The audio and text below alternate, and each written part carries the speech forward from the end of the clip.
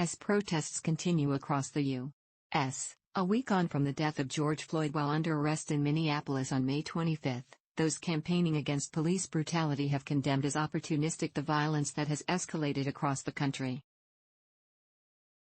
Sunday saw a fifth straight of rioting and looting, resulting in another wave of arrests. Apple, among other high-end retailers, has seen its fair share of attacks and has now taken action to protect staff and prevent further damage.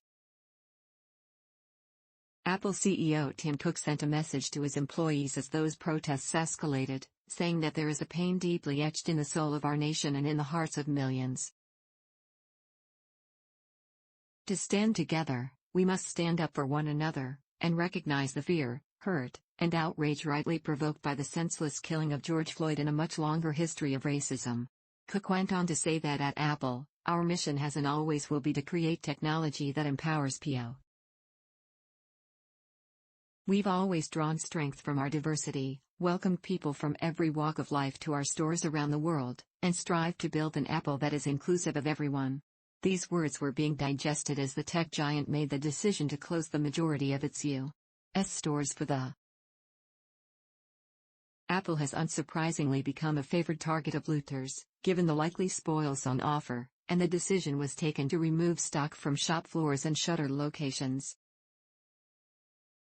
Apple stores were attacked or damaged in Washington, D.C., Los Angeles, San Francisco, New York, and Philadelphia, with looters stealing whatever products were accessible at the time. But this being Apple, there is a sting in the tail for anyone stealing a boxed iPhone from one of those retail stores. It has long been known that Apple operates some form of proximity software that disables a device when it is taken illegally from a store. Until now, though, little had been seen of that technology in action. Well, thanks to social media, we can now see the message that greets a looter powering up their new device. This device has been disabled and is being tracked, it says.